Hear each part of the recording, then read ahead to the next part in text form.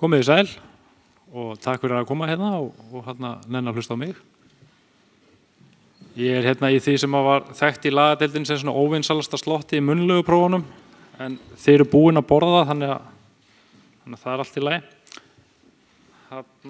Ég heiti sem sagt Jónas Birgir og er lögfræðingur hjá Innviðaráðuneytinu á skrifstofu samgangna og ætla að renna aðeins yfir sem sagt starfshóp ráðherra smáfarartæki sem var skipaður þessu ári og svona það helsta sem starfshópurinn skoðaði og niðurstöður hans og hvað kom út úr þessari vinnu.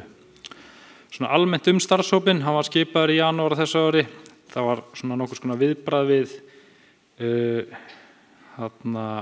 nýjum áskorunum í umferðinni.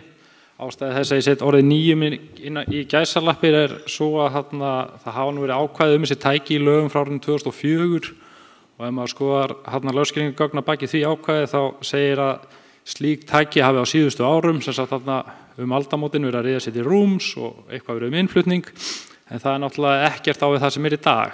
Ég efast að flest ykkar hafi séð svona tæki á götunum fyrir nokkrum árum. Og það þótti ástæða til þess á sín tíma að gera greinarmun á þessum tækjum og síðan léttum bifhjólum þar sem þessi tæki féllu í þann flokk fyrst og fengust ekki tollafgreidd þar sem þau uppfylla enga kröfur sem gerðar eru til bifhjóla. Markmið starfshópsins var í raun að gera tillögur aðgerðir sem miða að því að búnaður umhverfi og notkun smáfarartækja sé örugg og styðja við innleiðingu fjölbreyttra umhverfisvænni ferðamáta. Til þess að ná fram markmiðunum þá lagði starfshópurinn til tillögur að breytingum á regluverki og að ráðherra beiti sér fyrir fræðslu ungmenna. Ég finn nánar yfir síðan tillögur starfshópsins í lokin og hvað búið að gera í þeim málum. Starfshópurinn hittist 9 sinnum og vinnan fór fram á fjarfundum og svo átti hópurinn líka í tölvupóstsamskiptum og annars konar samskiptum. Hópurinn kallaði til sín 2 umferðarverkfræðinga, bráðalækni, framkvæmdastjóra rafhlaupahjólalegu og fleiri aðila til ráðgjafar og samtals. Sérfræðingar samgöngustofur, öryggis- og fræðsludeild og tæknideild aðstóðu hópinn svöruðu spurningum og veittu upplýsingar á slysatölfræði. Hópurinn óskaði svo eftir þáttöku umboðsmanns barna, sem sagt til að taka þátt í umræðum aldursmörk fyrir tækin. Það varð ekkert úr því samtali í rauninni, það var afþakkað en umboðsmaður barna kom því á framfæri að embættið væri mjög jákvætt fyrir því að það yrðu skoðuð aldursmörk á tækin. En hvað er smáfarartæki? Það er stóra spurningin. Það er ekki alltaf ljóst og er ekki allir sammála hvernig á að skilgreina þetta hugtak. Ef við skoðum hugtakið örflæði eða micromobility á ensku þá vísar það til umferðar smárra farartækja sem oftast nýta afl mótors til að aka styttri vegalengdur og oftast eru þessi tæki ætluð bara einum einstaklingi einu. Sumir vilja fjalla létt bifhjól og reiðhjól undir hugtakið, aðrir ekki. Starfshópurinn fór þá leið að líta á smáfarartæki sem einn hlut, reiðhjól sem annan hlut, hvort sem þau eru búin hjálparvél eða ekki og svo í rauninni létt bifhjól sem þriðja hlutin. Þetta er meðal annars vegna þess að gerð og búnað þessara ökutækja gilda ólíka reglur. Það eru sama evrópska reglur sem gilda hluta þessara tækja en ekki til dæmis þessi rafhlaupahjól sem að starfshópurinn einbeitti sér að mestu þegar hann var að skoða smáfarartækin. Umfjöllun snerist að langmestu leyti rafhlaupahjól og ég ætla að nota það orðið hérna, jafnvel þó að þessi tæki, þetta geti allt eins átt við bensínknúið hlaupahjól lítið eða orkugjafinn skiptir ekki öllu máli, ég nota bara rafhlaupahjól þar sem það eru algengustu tæki sem við sjáum á götunum í dag, eða gangstíðunum í dag.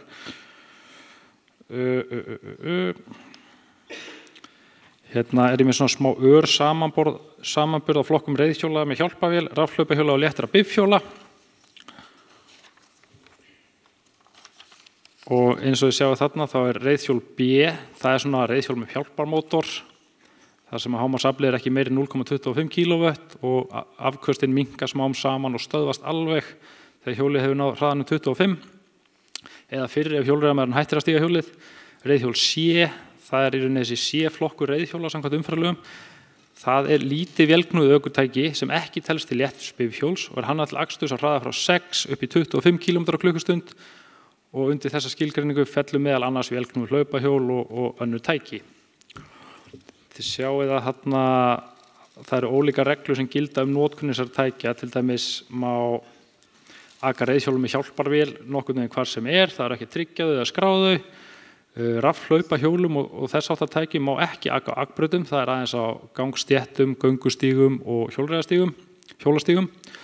Og léttum bifhjólum í flokki 1 má aka svo að segja hvar sem þarf ekki að tryggja að skrá, og í flokki 2 léttum bifhjólunum þeim má bara aka á akbrautum. Þau þarf að tryggja og skrá eins og önnur svona flest þessi stærri vélknúin ökutæki.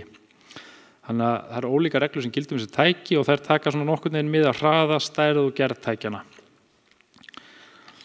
Hér sjáum við glæru sem er ætlað að sýna stöðu mála varðandi reiðhjól, rafhlaupahjól og rafmagnsreiðhjól.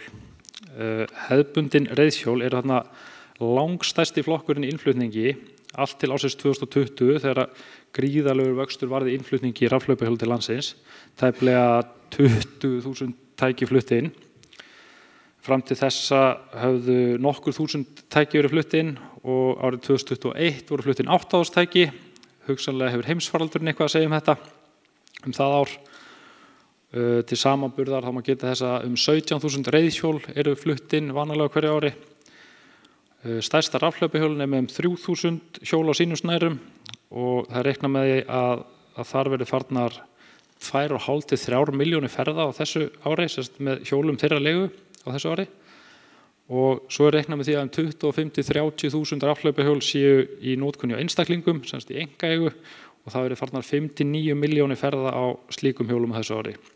Þannig ef þessar spár rætast, þá má reikna með því að verði farnar 7,5 til 12 milljónir ferða með rafhlaupahjólum á höfuðborgarsvæðinu á árinu. Farþegafjöldi strætó 12 milljónir á ári. Ferðirnar sem farnar strætó oft lengri en þær sem farnar rafhlaupahjólum, þar sem meðallengd ferða á rafhlaupahjólum bara 1,9 kilometrar. Það hefur verið framkvæmt könnun á Reykjavíkurborg árið 2020 sem sýndi að það bil fjórðungur notenda hefði farið síðustu ferðina sem hann fór á rafhlaupahjóli á einkabíl ef hann hefði ekki haft rafhlaupahjóli í hendina.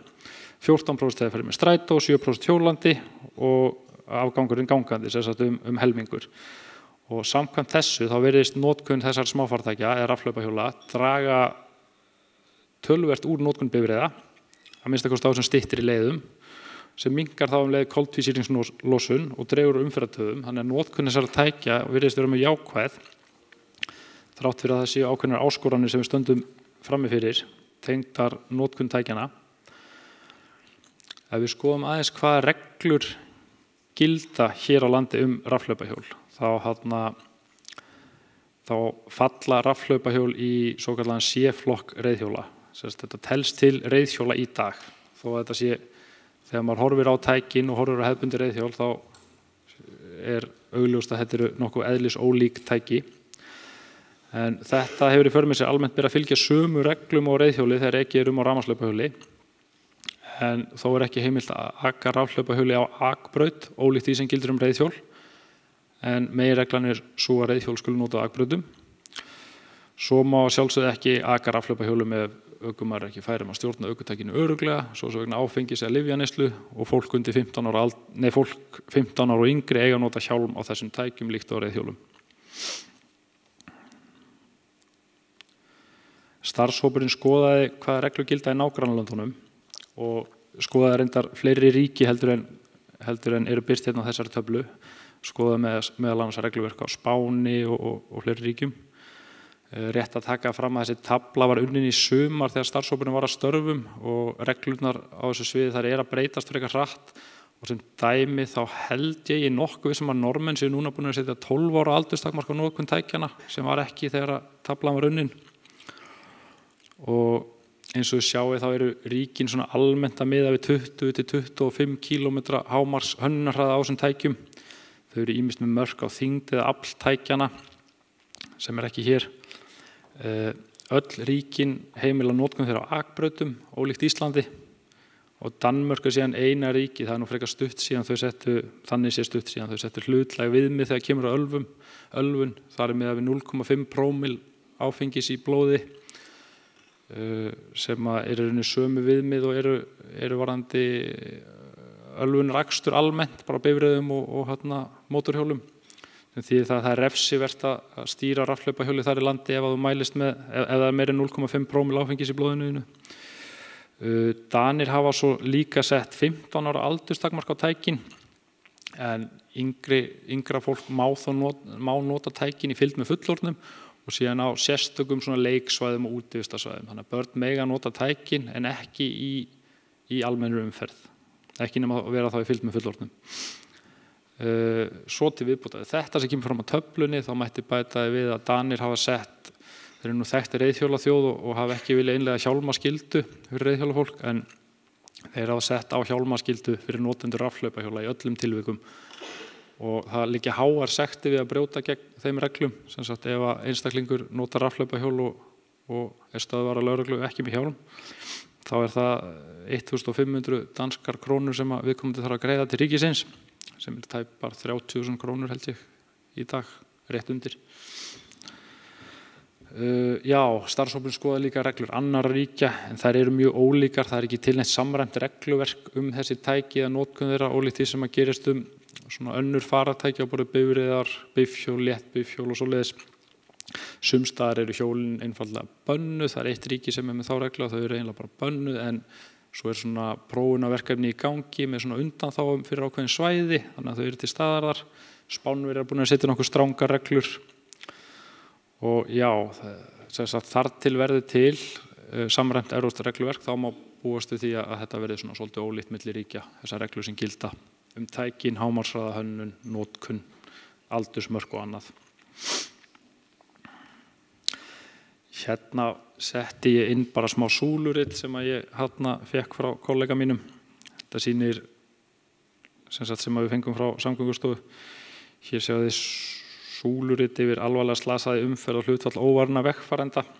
Eins og við sjáum þarna á súluritinu þá er rafhlaupahjól engin hluti, eru bara ekkert inn í þessu fram til ársins 2020 og svo kemur ákveðin sprenging árið 2021 þegar hlutfall einstaklingar, það er sem sagt guli hlutin á súlunni, það er einstaklingar rafhlaupahjóli og súlurnar sýna sem sagt alvarlega slasaða í umferð, óvarða vegfarendur og þarna 2021 í fyrra þá sjáum við að gula súlan er orðin svolítið stór biti þarna af heildarsúlunni og þetta skýrist væntanlega af auknum fjölda tækja í umferð myndi ég gera ráð fyrir, þar sem að þrátt fyrir það sem segir í lögskýringagögnum frá árinu 2003 þá hafa þau ekki verið algeng í umferðinni, þessi tæki.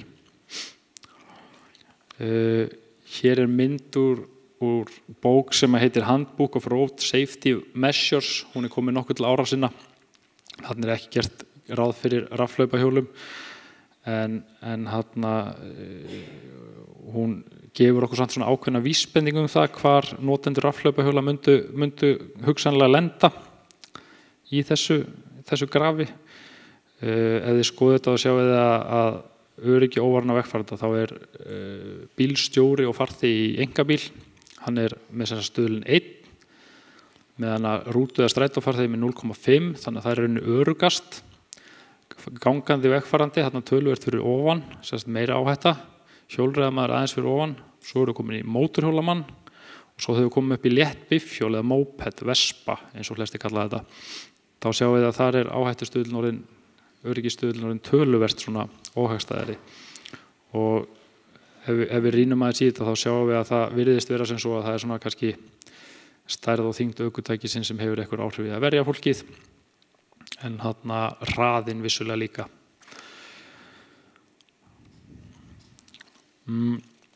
Áskoranir vegna notkunar smáfaratækja á Íslandi. Við sem sagt starfshópurinn, hann greindi 3 megin áskoranir vegna notkunar smáfaratækja á Íslandi sem ákveðið var að hópurinn myndi einbeita sér að. Starfshópurinn taldi þetta mjög jákvæðan faraskjóta en eftir sem áður þá væru ákveðnar áskoranir þarna þar sem að við höfum ekki staðið frammi fyrir þessu áður að sé svona mikill fjöldi þessar tækja í umferð og notendur á öllum aldri og svo framvegis. Áskoranirnar sem hópurinn greindu og ákvað að einbeita sér að voru ölvun, ungir notendur og ökuhraði tækjana. Greining neyðarmóttöku Landspítala sýnir að 40% 18 ára og eldri sem leituðu þangað vegna rafhlaupahjóla slysa árið 2020 voru undir áhrifum þegar að slys átti sér stað. Þetta er töluverður fjöldi. stórt hlutfall. Dönsk skýrsla svipað efni, hún reyndar tekur til skráðra mála hjá lögreglu sem lögregla þurfti að hafa afskipti af notendum. Hún tilgreinir að 45% skráðra mála þar sem að lögregla hafði afskipti af notendum vegna notkunar rafhlaupahjóla. 45% þeirra notenda, í 45% málana voru notendur undir áhrifum líka. Það allt og mörg börn sem að slasast á rafhlaupahjólum á Íslandi. 45% þeirra sem slösuðust árið 2020 og leituðu til neyðarmóttöku voru undir 18 ára. Þriðjungur af þeim, þessum sem voru undir 18 ára, var svo undir 10 ára aldri, sem sérstakt. Það sem að rafhlaupahjól eru að jafnaði hönnuð fyrir 14 ára og eldri, sum fyrir 16 ára og eldri. Þetta oft tæki sem komast upp í 25 km hraða sem það mesta sem leyfilegt samkvæmt lögum á þessum tækjum. Þannig að þetta svona ákveðið áhyggjuefni og mjög ung börn þau bara ráða ekki yfir færni, það var mat starfshópsins, til þess að aka vélknúnum ökutækjum á miklum hraða og fá yfirleitt ekkert voðalega mikla umferðarfræðslu í skólanum þessi mál. Og þess vegna var það skoðun starfshópsins að það væri nokkuð knýjandi að setja á einhvers konar aldursmörk, koma einhverjum böndum á þetta. Það hafði svona verið vonmanns kannski að leiðbeiningaframleiðenda sem fylgja með flestum hjólum myndu duga til þess að mjög ungum börnum var ekki hleypt á of kraftmikil tæki en þetta sýnir að það þarf kannski ríkið að stíga inn í og setja reglur þetta. Varðandi ökuhraðann þá ekki til mikið af gögnum hann eða hafa birst myndbönd á samfélagsmiðlum og í fjölmiðlum þar sem fólk ekur á þessum tækjum rafhlaupahjólum langt yfir þessum 25 km hraða og alveg rosalega mikið hraðar en 25 km hraða.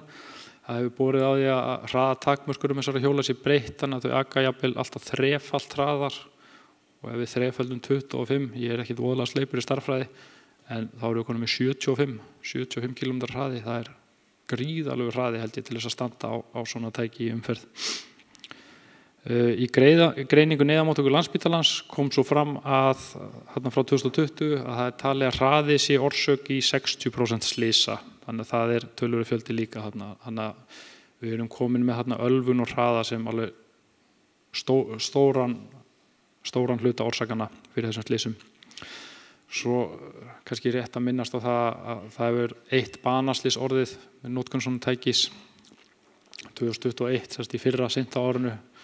Það sem að tvö tæki rákust saman, tvö ökutæki og það talið að samkvæmt nýjustu upplýsingunum sem ég hef, sem eru nú ekkert voðalega nýjar samt, að minnstakosti annað þeirra hafi verið með mun hærri hámarkshraða heldur en heimilt að hafa. Já, og svo við förum yfir í svona kannski aðeins léttari sálma, þá það slys á djamtíma. En eins og ég tók fram á það, þá leit starfshópurinn mjög jákvæðum augum á þessi tæki og notkun þeirra, en eftir stendur að það voru greindar ákveðnar áskoranir, þannig að ég vil bara að það sé alveg skýrt að þó að þetta sé svolítil svona messa sem ég haldið yfir ykkur, þá telur starfshópurinn þetta að vera góð tæki eða notur rétt. En já, slys á svokölluðum jump-tíma eru í rauninni engu samræmi við notkunartíma tækjana, en notkun tækjana og á hvaða tíma dags þau eru notuð. Ökutækin, rafhlaupahjólin sem tekin eru á leigu, þeim ekið á þeim tímum dags sem að ætti að tölfræðin ætti að líta allt öðruvísi út. Það ætti að vera færri sem slasast á nóttunni, þar sem það minna notkun þá, það ekki meira á daginn. En samt sem áður eru 39% alvarlegra slasaðar á rafhlaupahjólum að slasast á milli 11 og 4 á laugardagskvöldum eða nóttum. Og þetta það sem að starfshópurinn kallaði svona í óformlegu tali sín á milli djamtíminn, þegar mesta fjörið og fólk kannski að fara í bæinn á bari og neyta áfengis, margir hverjir. Og það má því leiða að því líkum að ölvun eigi þátt í þessu að hlutfall alvarlegra slasara sé svona hátt á þessum tíma. Það sem að þetta svo tími sem að skemmtana lífið svona kannski, þetta svona hápunkturinn, myndi ég halda. Það reynda langt sen ég var svona lengi úti á laugardagskvöldi. Og hér sjáum við glæru sem í rauninni bara með mynd úr viðhorfskönnun Samgöngustofu sem að Samgöngustofa framkvæmir á hverju ári held ég, það ekki rétt hjá mér. Og þetta sem sagt bara spurning úr viðhorfskönnuninni og þarna kemur fram að sem sagt, samkvæmt svörum fólk svarar bara sína eigin hegðun og viðhorf til umferðarmála og öryggismála. Og samkvæmt þessum svörum fólks þá hafa 12,2% þjóðarinnar 18 ára og eldri nota rafhlaupahjól undir áhrifum áfengis á síðustu 6 mánuðum. Þannig að það eru allnokkrir í þessum sal sem hafa gert það, ef við tökum tölfræðina bara svona bókstaflega. En svo annað sem eiginlega meira svolítið skuggalegt. Það að almennt eru ungir ökumenn taldir betri en gamlir varðandi fjölda brota á umferðarreglum. Og þetta bara samkvæmt árangursmati umferðaröryggisaðgerða. Þetta ekki mín skoðun, heldur það bara talið almennt að gamlir eldri ökumenn séu með fleiri brot heldur en þessir ungu.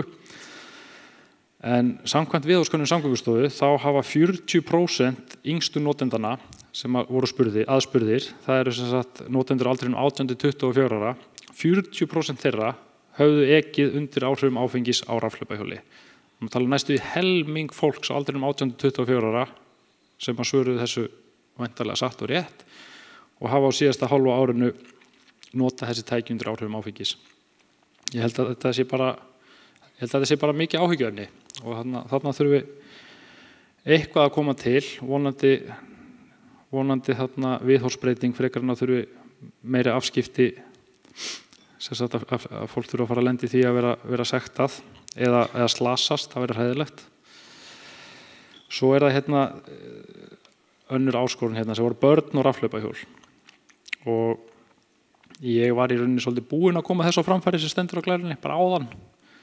Þetta sem sagt fjöldin sem leitaði til móttöku undir 18 ára aldri, fjöldin sem var undir 10 ára aldri og það algengast að þessi hjól séu hönnuð fyrir eldri notendur en 10 ára. Það algengast frá 14 eða 16. Þannig að þetta í rauninni þessi aldur undir 10 ára, þau ætti ekki að vera að leita á neyðarmóttöku vegna slysa sem verða við það að þau eru að stýra rafhlaupahjólum. Þetta ætti ekki að gerast. Þá erum við komin að eftirréttinum og það eru tillögur starfshópsins smáfarartæki. Og ég veit ekki hversu vel þið sjáið þetta. Jú, þetta nokkuð stórt þarna. Starfshópurinn lagði sér til að það verði sérstakur ökutækjaflokkur smáfarartækja innleiddur í regluverkið. Í stað þess að þetta sé hluti af reiðhjólahugtakinu í umferðarlögum, einn undirflokkur reiðhjóla, og þá verði þetta bara sérstakur ökutækjaflokkur. Og þetta kannski svolítið svona lagatæknilegs eðlis, en líka bara til þess að aðskilda frá, þetta eru eðlis ólík tæki og svo framvegis. Starfshópurinn lagði til að þessi tæki séu ekki hönnuð til hraðari aksturs en 25 km á klukkustund og að tæki sem akar hraðar en það verði einfallega bara bönnum mjög skýrum hætti í umferð. Það segir bara í lögum í rauninni, það er það sem við lásum út úr þessum tillögum síðan þegar ég satt nú í starfshópnum en þegar þeir skiluðu sér til okkar í ráðuneytinu, þá lásum við þá úr þessu að þetta var mjög skýrt að þessi tæki eru bara bönnuð fara hraðar en regluleyfa. Starfshópurinn lagði til að það verði sett svona hlutlæg refsi viðmið fyrir ölvun við notkun þessara tækja og það verði 0,5 prómill áfengis í blóði eða 25 mg vínanda í lítra útundunarlofts sem sambarlegt við það sem gerist almennt þessi hlutlægu viðmið varðandi ölvunarakstur þegar ekki á bílum eða bifhjólum. Lagt til að sektir verði hækkaðar. Nú vona ég að það sé engin betur að sér en ég í þessu en mér minnir að það sé 20.000 króna sekt í dag ef ég maður rétt við því að aka á svona tæki undir áhrifum áfengis.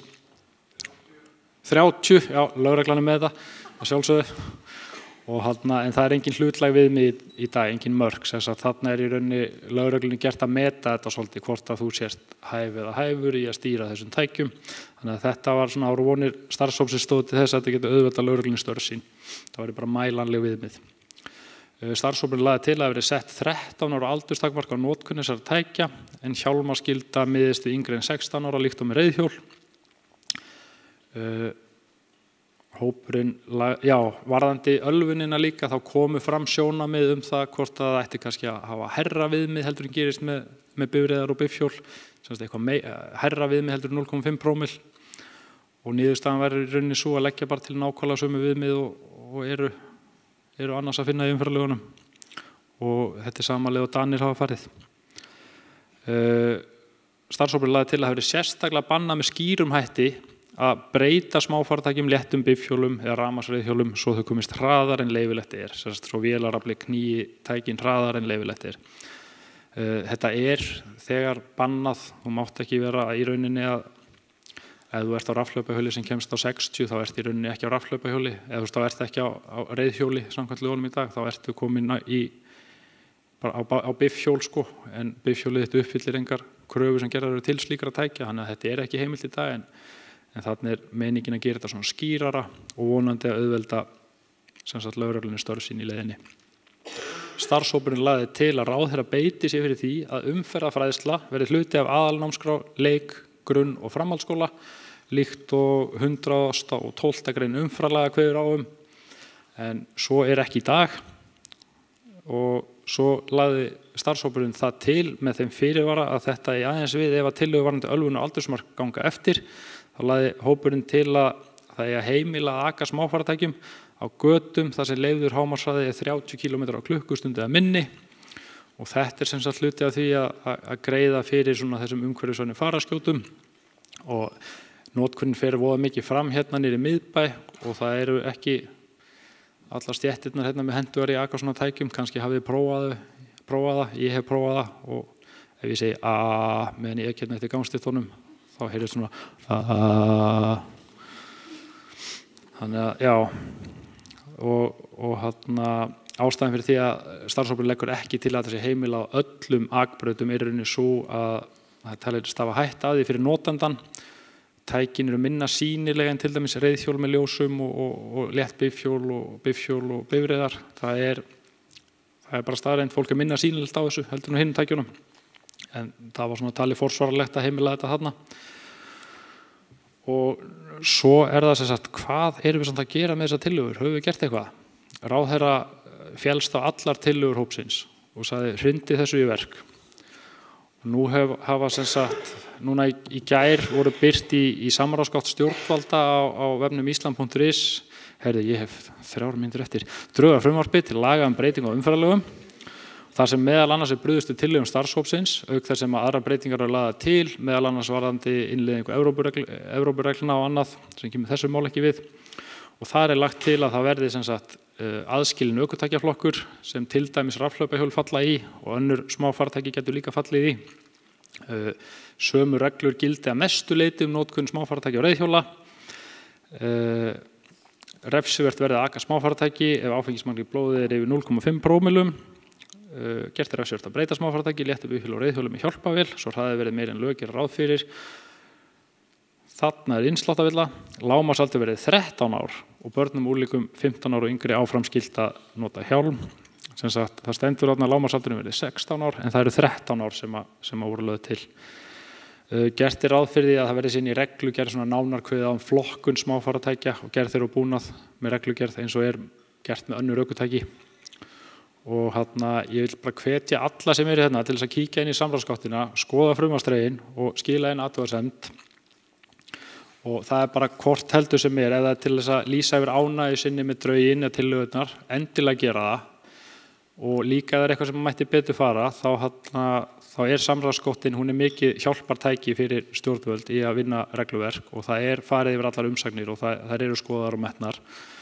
Og ef bara fólk sem á móti hlutunum skilar umsögn, þá eru kannski líkur að hlutunum verið breytt og eitthvað sem var sáttu við eitthvað verður svo ósáttu við loka útkomuna, þannig að endilega bara segja sína skoðun, hreinskilin, og að öðru leyti þá segi ég bara takk fyrir mig.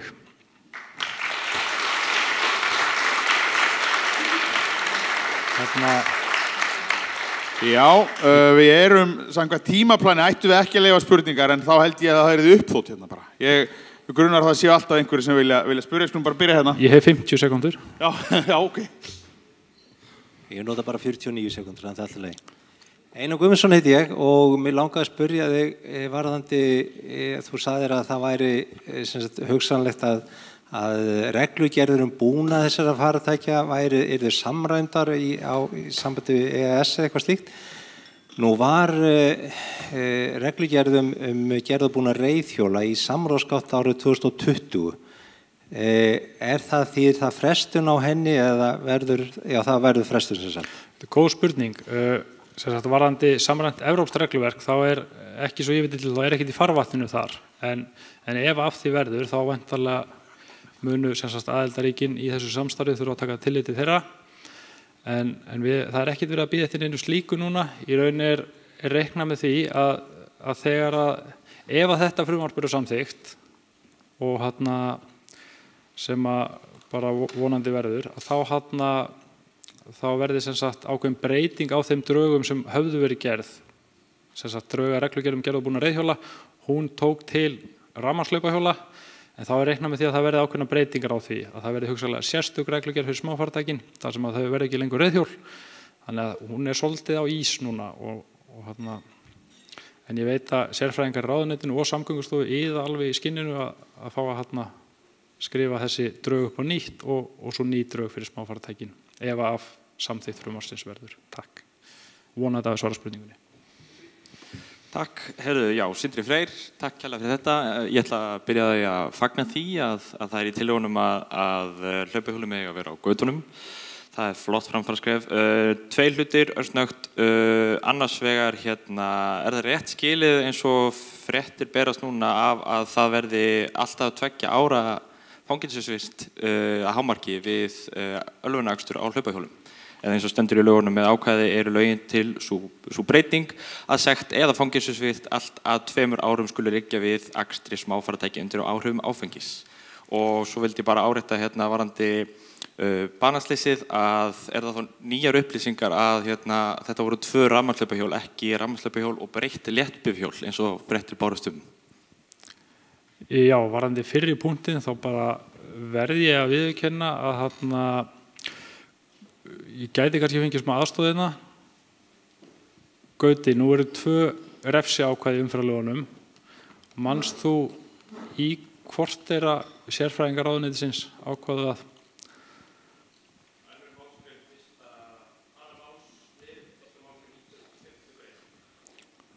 sem fangelsis Nei, ég þori ekki alveg að fara með þetta nema að hafa texta fyrir fram mig en já, bara því miður verði ég að benda bara á samráðsgáttina að sinni en varðandi hinn punktinn ég náði ekki alveg spurningunni þar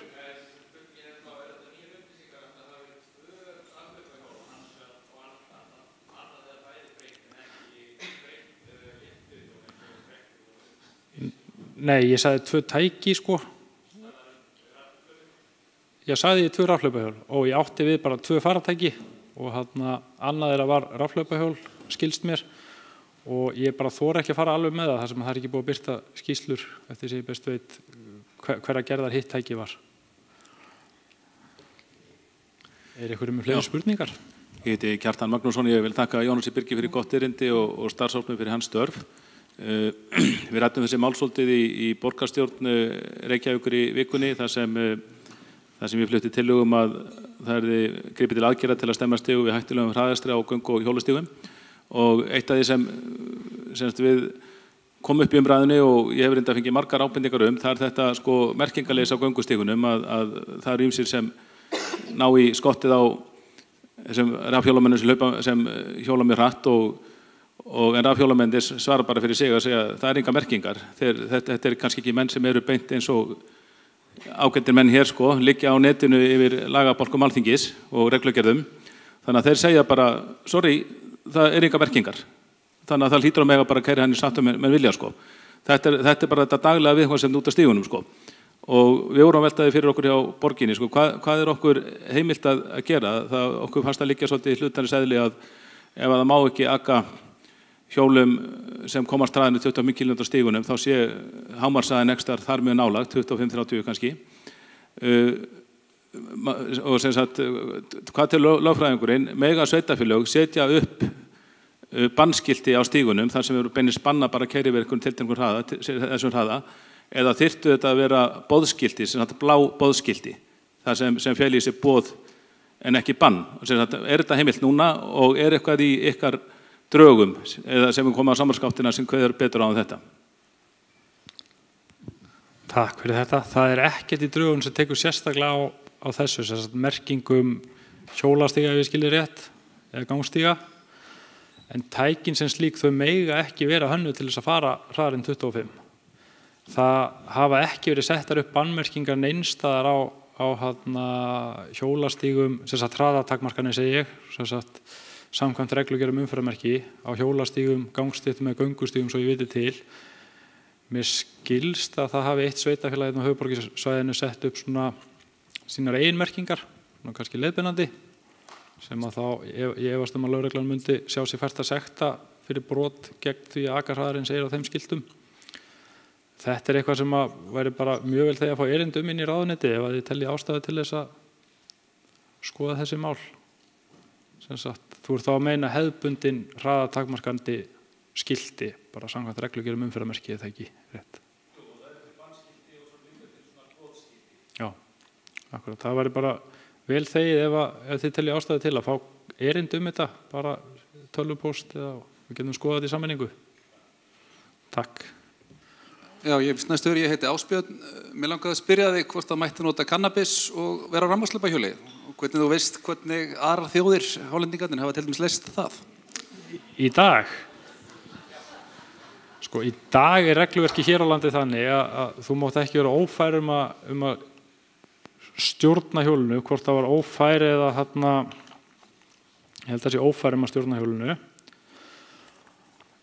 Svo talið upp svo sem vegna neyslu áfengis eða lyfja, þannig að það ekki tæmandi talning, þannig að ætli þetta þyrfti kannski að vera eitthvað mat á því hversu vel gáttaður þú værir. Já, eitthvað hlutlega mörk þetta. Já, það geti verið mitt.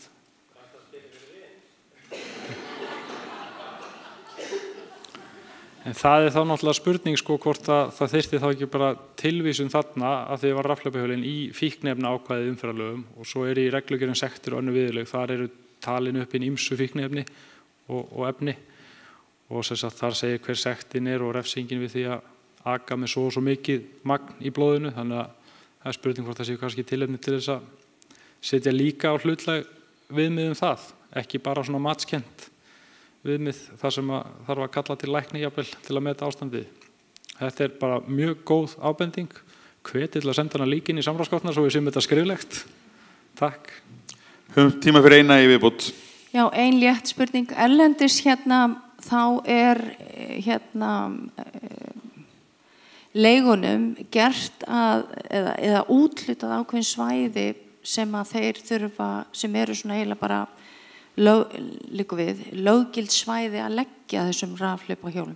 Er ætlunin að taka upp eitthvað svolítið kerfi hér eða er þetta bara í höndum þessara leiga að fyrir samskiptum við borgina eða bæinn? Sko, var spurningin? Spurningin er komin. Já, spurningin er ætlunin að í raun og veru setja kröfur á þessi fyrirtæki og jafnvel í samstarfi við hvert bæjarfélag fyrir sig að þeir fá úthlutun ákveðna staði þar sem að heimilt að leggja þessum rafhlaupahjólum. Já, starfshópurinn hann ræddi þetta og skoðaði og hugsaði og pældi og komst í rauninni að þeirri niðurstöðu að eftir sem að mér skilst þá sem sagt gera rafhlaupahjóla leigurnar samninga við sveitafélögin afnot af til dæmis borgarlandi hér í Reykjavík og landi sveitafélag annar staðar og fá þannig að nota borgarlandið hér til dæmis undir þessar skútur eða rafhlaupahjól með þeim hætti sem gert í dag og starfshópurinn taldi í rauninni að þetta væri bara á valdsvið sveitafélaginu í rauninni að semja þetta við leigurnar og já, gerði ekki tillögu að því að það sett í lög að einungis mætti leggja svo á sérstökum svæðum. Þá held ég að þetta sé bara komið. Þau ekki bara klappa fyrir Jónasi og þakka honum fyrir. Takk fyrir.